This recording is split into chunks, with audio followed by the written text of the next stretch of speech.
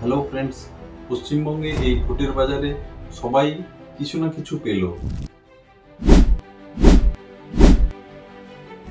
যেমন লক্ষ্মীর ভাণ্ডারের ভাতা বাড়িয়ে ১,৫০০ টাকা করা হয়েছে এবং বেকার যুবকদের জন্য যুবসাথী প্রকল্প চালু করা হয়েছে এবং আশাকর্মী, সিভিক ভলেন্টিয়ার এবং প্যারা টিচারদের বেতন ১,০০০ টাকা করে বাড়ানো হয়েছে এবং ভোটের দিন ঘোষণার ঠিক আগেই সরকারি কর্মচারীদের বকেয়া ডিএ দেওয়ার কথা ঘোষণা করেছে রাজ্য সরকার।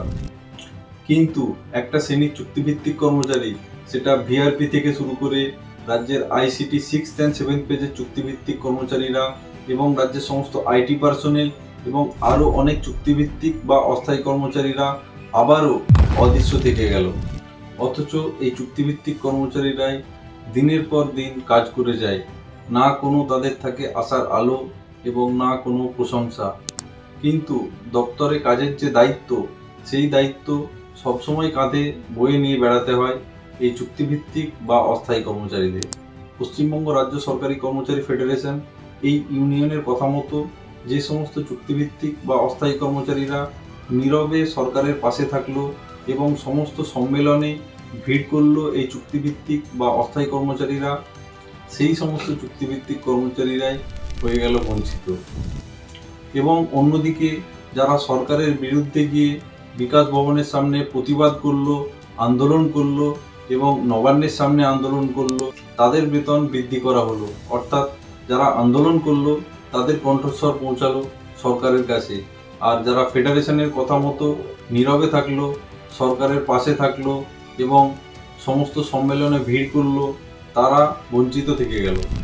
তাহলে কি নীরবে সরকারের পাশে থাকাটা অপরাধ?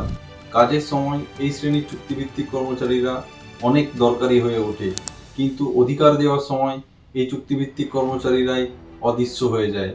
পশ্চিমবঙ্গ রাজ্য সরকারি কর্মচারী ফেডারেশন এই ইউনিয়নের কথা মতো যে সমস্ত চুক্তিভিত্তিক বা অস্থায়ী কর্মচারীরা নীরবে সরকারের পাশে থাকলো এবং সমস্ত সম্মেলনে ভিড় করলো এই চুক্তিভিত্তিক বা অস্থায়ী কর্মচারীরা, তারা আজকে নীরবেই থেকে গেল।